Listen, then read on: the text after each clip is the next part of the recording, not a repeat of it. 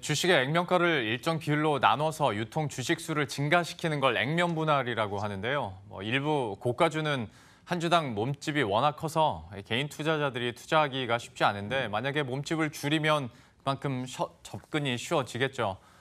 기존 투자자들 입장에서도 유동성이 높아지고 또 거래가 더욱 활발히 이루어질 수 있다라는 점을 기대할 수가 있습니다.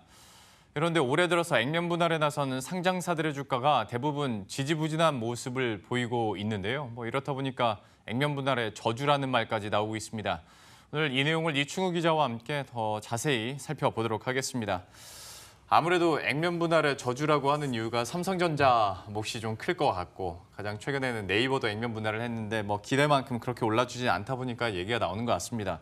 우선 이런 사례들을 중심으로 해서 기업들이 왜 액면 분할을 하는지부터 한번 설명을 해주시죠.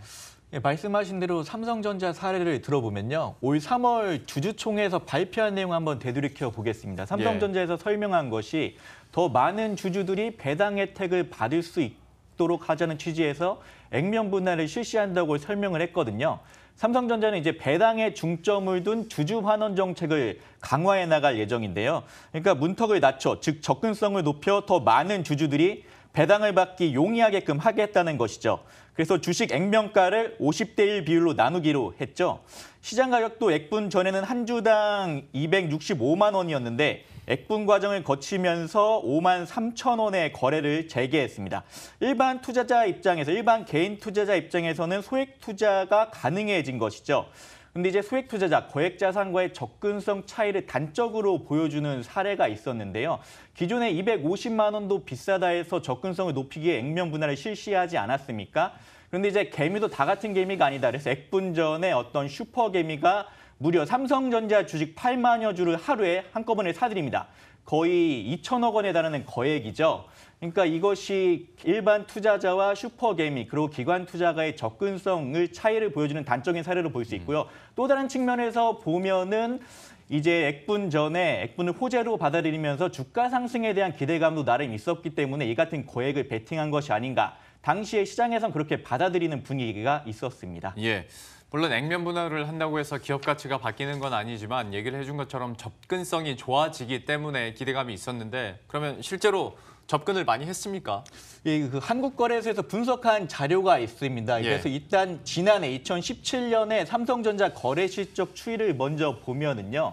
개인 투자자 비중을 보면은 개인의 매수 비중은 16.98%, 매도 비중은 16.5%였습니다. 이 매수 매도를 따로 나눠서 봐야 하는데 2018년에 이제 액분 이후에 개인 투자자의 비중을 보면은 매수 비중이 29.11%, 매도 비중은 24.14%로 이 삼성전자 거래에서 차지하는 개인 비중이 늘어난 것을 좀 확연히 볼 수 있지 않습니까? 근데 이제 또 기간을 다시 따져봐서 올해 액분 이후 기간을 지난해 적용해서 지난해 5월 4일부터 10월 22일까지 따져봐도 올해 개인 비중이 더 늘었다 이런 점을 확인할 수 있었습니다. 근데 이제 주가 상황이 심상치가 않다 보니까 많은 분들이 이제 걱정을 하실 텐데 기대감이 무색할 정도로 떨어졌지 않습니까? 현재 주가 상황도 한번 체크를 해주시죠. 그렇습니다. 이제 삼성전자 거래가 재개된 5월 4일 거래 재개당 가격 시초가를 보면은 5만 3천 원입니다. 그런데 이제 어제 종가로 보면 43,550원이거든요. 액분 후 첫 거래의 시초가 대비해서 17.8%나 하락을 했습니다. 근데 최근 삼성전자가 어닝 서프라이즈를 발표했는데도 시장 반응이 뜨뜻미지근하죠. 이게 이제 미중 무역 분쟁에 따른 우려도 나오고 있고 증시 자체가 힘을 쓰지 못하고 있는 점도 이 삼성전자 주가에 영향을 미친 것으로 풀이가 됩니다. 워낙 삼성전자 같은 사례가 좀 시장에 충격을 줬기 때문에 저희가 대표적인 예로 언급을 드렸습니다만은 액면 분할을 한 다른 기업들의 상황은 좀 어떻습니까? 올해 들어서 이제 액면 분할에 나선 기업들을 취합해서 이제 금융정보서비스 FN가이드 자료를 보면요. 올 들어서 19일 기준으로 액면 분할에 나선 기업 숫자를 보면은 28곳입니다. 근데 이 28곳 중에서 액면 분할을 실시한 이후에 마이너스 수익률을 기록하고 있는 것이 21개 상장사나 되거든요. 그 기업들 중에서 사례를 좀 더 찾아보면 최근 액분으로 관심을 모았던 것이 네이버 아닙니까? 액면 분할 이후 첫 거래일이 지난해 10일 13만 8천 원의 거래를 재개했는데요. 어제 12만 9천 원의 거래를 마감해서 이 기간 6.5% 주가가 떨어졌고요. 그런데 증권사 애널리스트 이야기를 들어보면 네이버 측에서는 물론 거래량 증대에 따른 주주가치 제고 기대감이 있었던 것 같지만은 애널리스트 개인적으로는 큰 효과가 있을 것으로 보지는 않았다는 것이거든요. 그도 그럴 것이 최근 증권사들이 네이버의 목표 주가를 잇따라 하향 조정하고 있습니다. 하향 조정한 근거를 보면은요. 그 자회사인 라인의 주가 하락으로 네이버가 보유한 지분 가치가 떨어졌고 또 글로벌 인터넷 기업들 있지 않습니까? 글로벌 인터넷 기업 경쟁사들의 주가가 떨어지면서 이 네이버 포탈 가치도 하향 조정할 수밖에 없었다. 그래서 네이버의 목표 주가를 하향 조정했다고 밝히고 있습니다.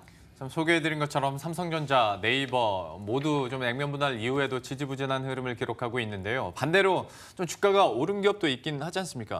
예, 기업마다 다른 것이 아까 21개 상장사가 주가가 떨어졌다고 했는데 28곳 중에서요. 근데 주가가 오른 곳도 있습니다. 대표적 사례가 필라코리아거든요.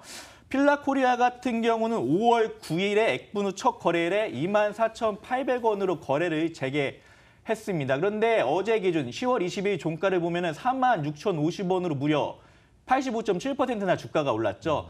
근데 이제 기업마다 다를 수 있다고 볼 수 있는 것이 비슷한 시기에 액면 분할해서 재상장한 만도 주가를 한번 보겠습니다. 5월 8일 날 이제 시초가가 45,300원이었었는데 어제 종가로 보면 무려 34.5%나 주가가 떨어졌죠. 예. 그러니까 이런 사례에서 볼 수 있듯이 액면 분할과 주가 상승 여부는 유의미한 관계를 갖지 않는다는 것이 증권사의 중론이고요. 그럼 주가가 오르지 않는다고 해서 액면 분할이 자체가 의미가 없냐? 또 이렇게 볼 수는 없다. 액면 분할 자체 시도가 긍정적으로 볼 수 있다는 진단도 나오거든요. 그러니까 이 유동성이 떨어지는 주식 같은 경우를 보면은 이 거래가 잘 안 되다 보니까 그 실제 주가와 이제 실제 기업 가치 간 괴리가 나타나는 경우가 종종 발생을 합니다. 근데 이제 거래가 활발히 일어나게 된다고 하면은 이 시장의 가격 발견 기능이 제고되고 시장 신뢰성이 높아지는 점을 기대할 수 있다는 것이거든요. 또 다른 긍정적인 요인을 보면은 액면 분할을 한다는 것이 기업이 이제 주주들의 요구에 좀 관심이 있다. 이런 반증으로 볼 수 있다는 이야기도 있는데 이에 대한 전문가의 인터뷰 내용을 한번 보시겠습니다. 유통 주식수의 증가 효과도 있고요. 더 나아가서 기업이 오랜 기간 동안 주주들이 요구해왔던 것들을 수용해준다는 측면에서 본다면 기업이 시장에 전달해주는 주주 중시 경영 혹은 또는 주주의 요구에 대한 관심을 가지고 있다는 걸 보여주는 일종의 신호, 긍정적 신호라고는 볼 수 있습니다. 인터뷰 내용을 뒷받침하는 사례를 보면은 예전에 롯데제과나 뭐 오리온 이런 고가주, 식품 고가주들이 많지 않았습니까? 그중에서 액면 분할에 나선 것이 이제 롯데제과 사례를 들 수 있는데요. 이 롯데제과 주가를 보면은 장기간 업력을 갖고 있어서 주당 단가가 높은 편이고 이 오너 경영 체제가 강하다 이런 특성이 있었습니다. 그런 만큼 투자 진입 장벽이 낮아지게 되면 소액 주주들의 목소리가 높여지기 때문에 액면 분할에 반기지 않는다 이런 평가도 나왔지만은 결국 롯데제과 같은 경우는 액면 분할을 시행을 했죠.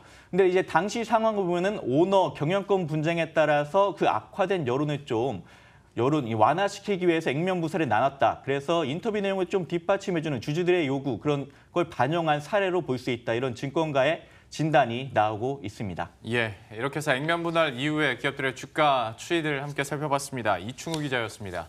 고맙습니다. 감사합니다.